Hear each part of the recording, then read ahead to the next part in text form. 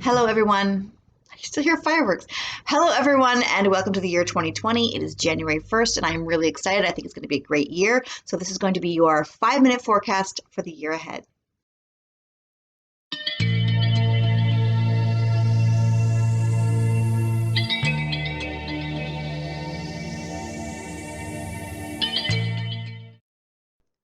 Okay, Gemini, I am going to choose for you from my box of tarot cards.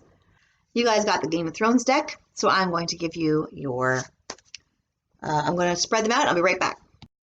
Okay, Gemini, I have shuffled the cards, and here they are. For January, you have the Death card. So this is about transformation. This is about you deciding, hey, I want to not just have New Year's resolutions. I want to really change something big in my life. So this is about you making a huge transformation and making big decisions. And that's great because then right after that, for February, you have the Eight of Spears, which is about fast progress. So really think in December, where do I want to go? What do I want to be? How do I want to be myself? I want to transform something big in my life or maybe my whole life. Maybe you want to transform everything. But either way, whatever you decide to transform, you have fast progress. And not only do you have fast progress, but you have this crow up here giving you advice. So you might want to ask for advice from people and just say, what is it that I need to change? Or what is it that you think that you can help me with when I want to do this big change? Now, for March, you have the Five of Swords, which is about winning, but be really careful when you're winning that you look out for the other people around you. If somebody gives you advice and helps you with this progress, don't forget to give them credit and don't forget to thank them. Because this card, remember when he was taking over the Winterfell? This guy, I mean, he's won. Theon has won at this point. I'm not going to ruin it for you. It's like the first season or whatever. But Theon has won at that point, but at what cost? Yes, he won, but he won against this kid who can't even fight. So at the same time, that card represents you're successful in March, but really be careful at the feelings of people around you. Because if you hurt someone's feelings, that could come back to bite you in the butt later, or that could make you lose this valuable person who's helping you. You don't want to not thank them and then they say, you know what, I'm not going to help you next time because they helped you get progress. So look around, say thank you to everyone in your life that you can, and don't tick people off when you're doing it. Don't do things that are unfair. If you want to win at something and you want to be successful, and you will be successful in March, don't do it at the cost of hurting someone else because that's not going to help you. For March, you have the Ace of Spears. And it looks like a sword. I almost thought it was the Clarity sword, the Ace of Swords. It's the Ace of Spears, and what that is getting a new idea and really running with it. A new relationship, a new passion, a new idea, something that gives you a lot of excitement. You're gonna pick up and run with it. And this is distracting me because it looks like a sun card. It looks like the victory card. It looks like the sun. So whatever this new passion or this new relationship is, it's got a lot of success attached to it. So really, you're going to be really excited about it. And it's going to be quite good. It's going to end up quite good. Now, right after that, in May, you have the Ace of Swords. And this is what I thought it was originally, because look how similar these two are. Right? This is in April and May. So that's a lot of knowing what you want, being really passionate about it, really excited about it, knowing what you want and having the intelligence and the drive to go after it. Okay, so you're going to be going after something really big in April and May. All right. Now, next you have for June, you have the Four of Coins, and this is about you not knowing if you have enough money. So if you're going to start a new business with April and May there, you're starting a new business. It could be just that you're saying, look, I got to make sure that I pinch every penny because I want to make sure that I have enough to start this new business. I need to make an investment. A lot of you are going to be investing money in a new business, a new car, a new relationship. This is about you investing and not knowing if you're going to have enough. So you're going to be really careful with your money in June. Next, you have the Ace of Cups, which is about a new relationship or a new passion in a relationship. The Cups is about emotion and feelings, and of course the same thing. But Ace of Cups is going to be usually it's about starting a new relationship, but you might actually have the feelings for the relationship in March.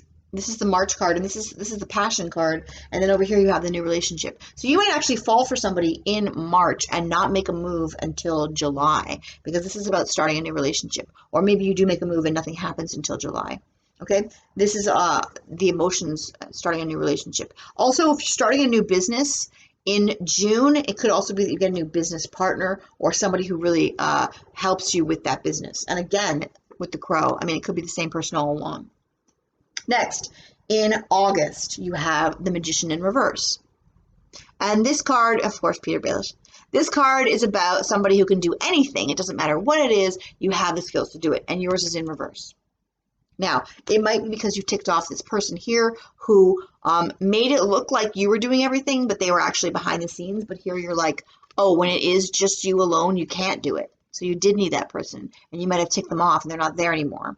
Or they're not, like, you know, they're mad at you or something like that. Because this is you in reverse. This is you trying to do everything yourself, and you can't. You do need other people in August.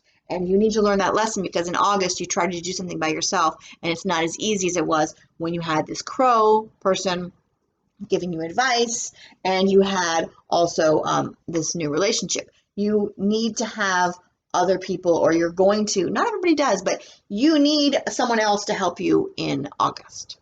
Okay, you're not going to be able to do alone. So that's why I'm telling you ahead of time at the beginning of the year, don't, when this person gives you fast progress or they help you out or they give you advice, don't forget to thank them, because the next month somebody has their nose out of joint.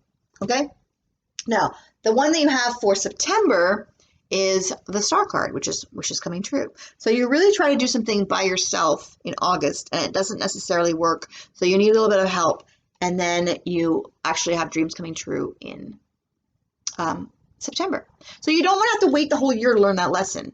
I'm saying learn it at the beginning, that there's other people that are going to help you. Make sure you appreciate them. Make sure you tell them you appreciate them, and make sure you don't screw anybody over, because then you're going to have problems in August. But then in September, you have dreams coming true. Okay? Dreams coming true, which is great. And then in October, you have the Two of Cups, which is you getting along really well with somebody, whether it's this person that you that helped you at the beginning, or whether it is this new relationship. You have a wonderful time in November being really close to someone, whether it's a business partner or someone who has given you advice for your career, or more likely this new relationship that you're feeling really good about. Okay? Now, the one that you have for November is the 10 of Cups, and that is blissful happiness. Your money's doing great. Your relationships are doing great. You feel good about yourself in November. Excellent. And also more money in November.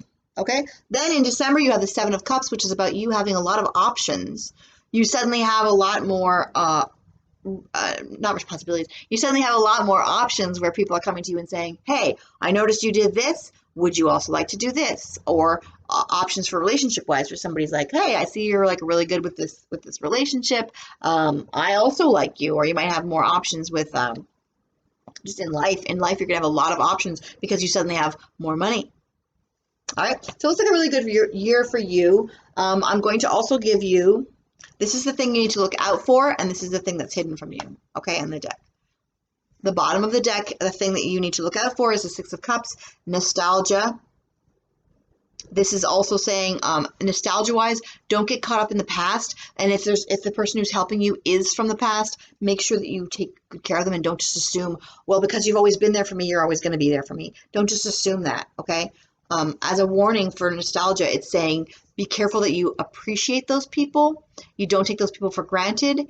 And also you don't get sucked into getting into the same relationship patterns as old. Realize that with time, relationships don't always stay the same. They evolve. And if someone's always been there for you, you should make sure that you treat them how you want to treat them now, and give them new appreciation. Give them thank yous. Give them and like step up your relationship. Don't just assume that's always going to be the same as it was. Okay? Make sure that if you're growing, that your relationship is growing as well.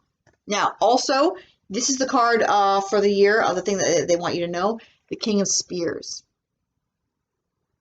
Now, what this has to do with is your spear here, okay? This is your spear in April. And what this has to do with is the king, Ned is very smart, and he's got a lot of power and he's got a lot of money, but he made a mistake and it cost him everything. Okay.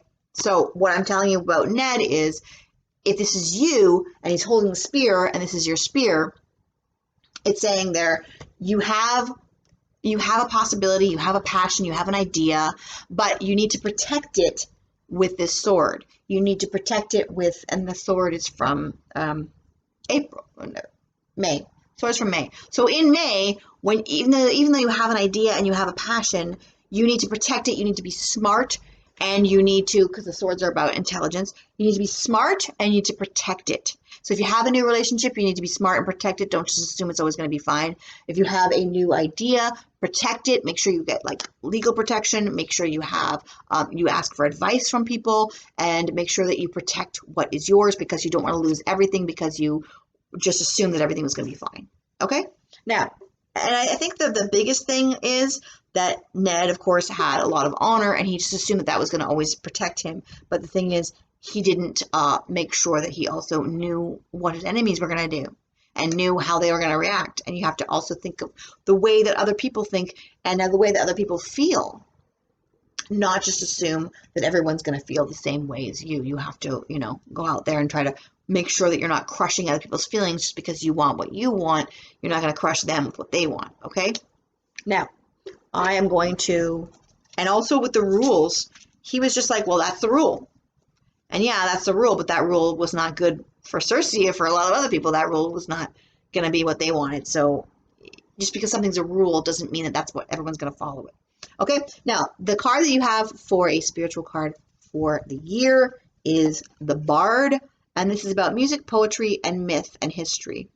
It's about telling stories, having good stories. So this could be the thing that you have that's your idea. It could be music, passion, ideas, dance. I mean, this guy's doing a lot of different things. I think that has to do with your idea and embracing it and having fun with it, okay? Don't just try to make money with it. You will make more money if you have fun with it, okay? Now, the last card you get is your fate card. It's already 9 minutes. I'm going to edit it down to 5 probably, but everybody's getting like up to 10 minutes so far. Your fate card for the year is the Shield. And it says, you are safe from harm. You are safe from harm. So when you have this competition, yes, you are the winner, but make sure you watch out for their feelings. And you are safe from harm, because even though you try to do something and you can't accomplish it, you can accomplish it with the help of other people. You do have a great relationship here. You do have wishes coming true. You do have money coming towards you. So you're going to have a great year, and you have lots of opportunities. So it's going to be a good year for you. This is not the year for you to worry. This is going to be a great year for you. Now, that's it for you. I hope you have a wonderful year. Obviously, you're going to. So see you next time. Bye.